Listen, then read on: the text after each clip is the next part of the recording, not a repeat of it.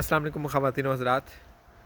میں بڑے عرصے سے ایک بات کہتا چلا آیا ہوں اپنے دوستوں کے سرکل میں کہ تحریک انصاف ایک ایسی جماعت ہے جو کہ کسی بھی آئینی بندوبست کو نہیں مانتی، اور عمران خان صاحب ایک فاشسٹ کردار ہیں اس ملک کی سیاسی تاریخ کا، اور وہ اس بارے میں بڑے کلیئر ہیں. انہوں نے کبھی اپنے فاشسٹ ایجنڈا کو کبھی چھپایا نہیں ہے، اور وہ یہ بات بڑے برملا کہتے ہیں کہ وہ کسی آئین کو نہیں مانتے.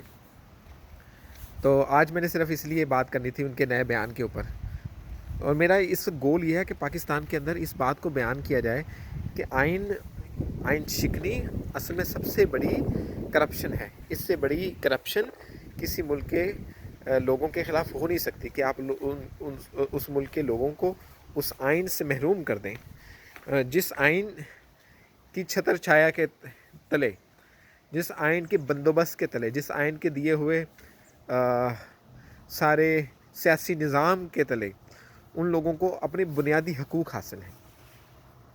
تو خان صاحب نے ابھی جیسے ایک جلسے میں فرمایا کہ دیکھیں یہ ہماری ایک جس خاندان سے ہم تعلق رکھتے ہیں اور جو ہمارے اساتذہ کی ہمیں تربیت دی گئی ہے، اس میں یہی ہے کہ ہم ان کو اچھے طریقے سے اپنے مخالفین کے ساتھ بھی اچھے طریقے سے بات کریں.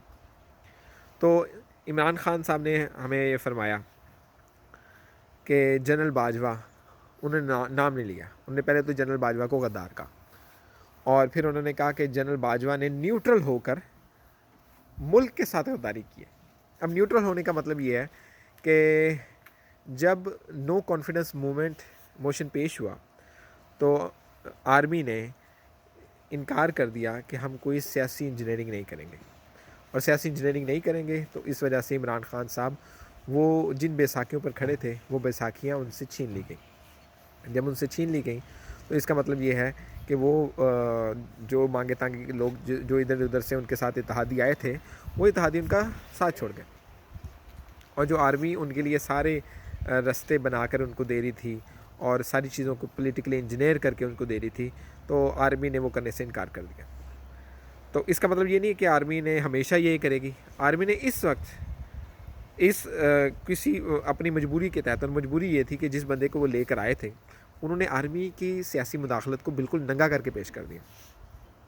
تو آرمی کے اوپر سارا الزام آ رہا تھا، خان صاحب کی ساری نااہلی اور ان کی جو کٹ پتلی حکومت تھی، اس کی جو تمام ناکامیاں تھیں، اس کا لوگ صرف عمران خان صاحب کو نہیں مورد الزام دے رہے تھے، اس کا مورد الزام وہ آرمی کو بھی دے رہے تھے. تو آرمی نے نیوٹرل ہونے کا اعلان کیا، اور جو کہ خان صاحب خود بھی یہ کہتے ہیں کہ آرمی نیوٹرل ہوگی، لیکن نیوٹرل تو جانور ہوتا ہے. لیکن ان کو یہ نہیں پتہ کہ جانور بے آئین ہوتے ہیں، جانور کسی قانون کے پابند نہیں ہوتے. جنگل کے قانون میں جو سب سے طاقتور ہے وہ ہی اسی کا قانون چلتا ہے، لیکن وہ اس ملک کو سرزمین بے آئین سمجھتے ہیں، اور وہ سمجھتے ہیں کہ ہمارے کسی آئینی بندوبست کے بغیر اس ملک کو ان کی منشا کے تحت چلایا جائے، صرف اور صرف عمران خان کی منشا کے تحت چلایا جائے. اگر ہمارا پاکستان کا آئین اس بارے میں بڑا کلیئر ہے، we are a republic, Islamic republic of Pakistan. Republic کا کیا مطلب ہے کہ پاکستان کی حکومت کا فیصلہ یہاں کے لوگ کریں گے. ہمارے پڑھے لکھے لوگ اس بات کو نہیں جانتے کہ ریپبلک کا مطلب کیا ہے. ریپبلک کا مطلب یہ ہے کہ ملک بندوق کی نوک پر نہیں چلے گا. یہاں 12 اکتوبر کے واقعات نہیں ہوں گے. یہاں جیسے 2018 میں جس طرح الیکشن کمیشن کو مینج کیا گیا اور جس طرح الیکشنوں میں دھاندلی کی گئی ویسا نہیں ہونا چاہیے. اور جب تک وہ ہوتا رہے خان صاحب اس کی حامی رہے. اور جیسے ہی وہ آرمی نے اپنی وجوہ، یہ نہیں میں کہہ رہا کہ آرمی بہت اچھی ہو گئی ہے، آئی ہیو مائی اسکیپٹسزم، لیکن اب مجھے وہ فٹ پرنٹس نہیں مل رہے اس کے اوپر جو کہ پہلے ملتے تھے.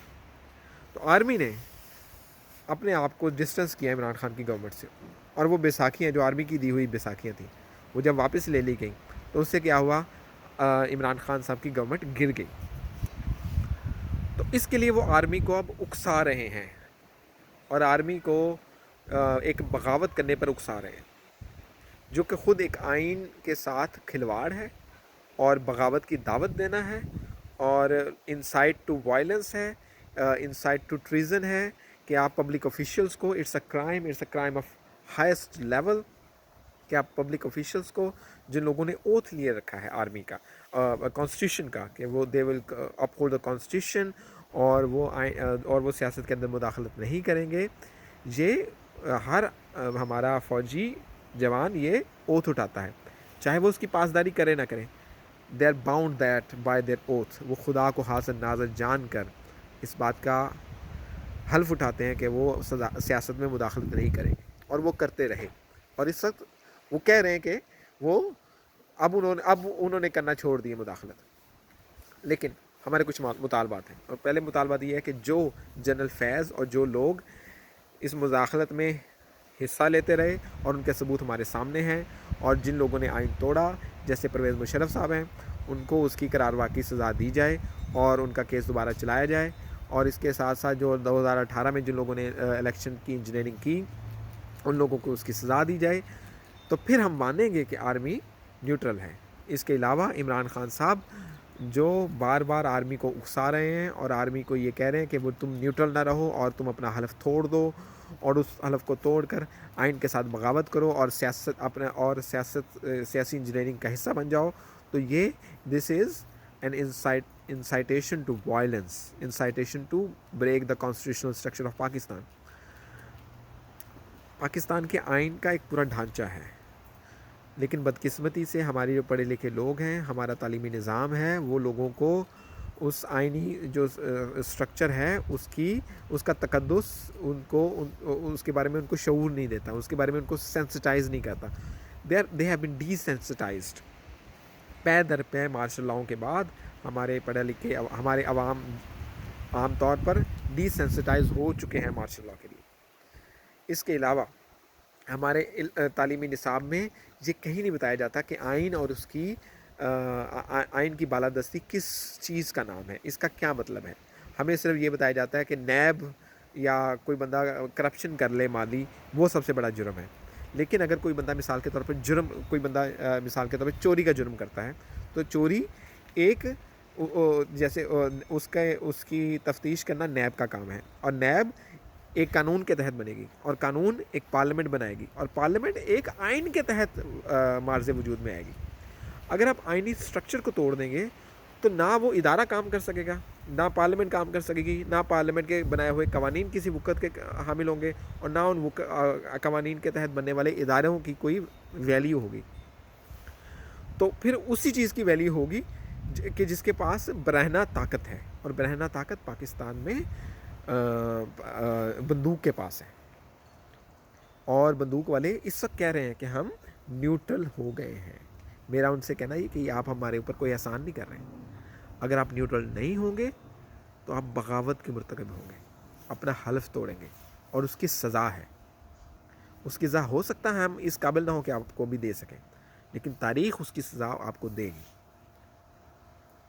تو ہو سکتا ہے ہم مجبور ہوں اس وقت کہ ہم آپ کو اس کی سزا نہ دے سکیں.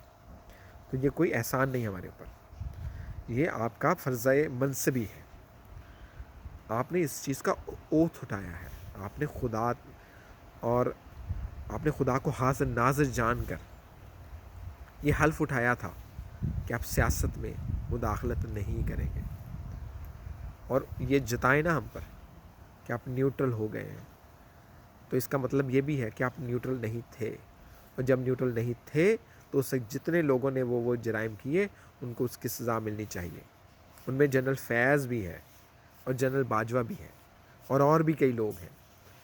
تو اس وقت عمران خان جن لوگوں کو سیاست میں آنے پر اکسا رہے ہیں اور آرمی کو اس بات کا طعنہ دے رہے ہیں کہ تم نیوٹرل ہو گئے ہو اور تمہیں نیوٹرل نہیں ہونا چاہیے، نیوٹرل تو جانور ہوتا ہے. تو میرا یہ کہنا ہے کہ جانور بے آئین ہوتے ہیں، جانوروں کے معاشرے نہیں بنتے،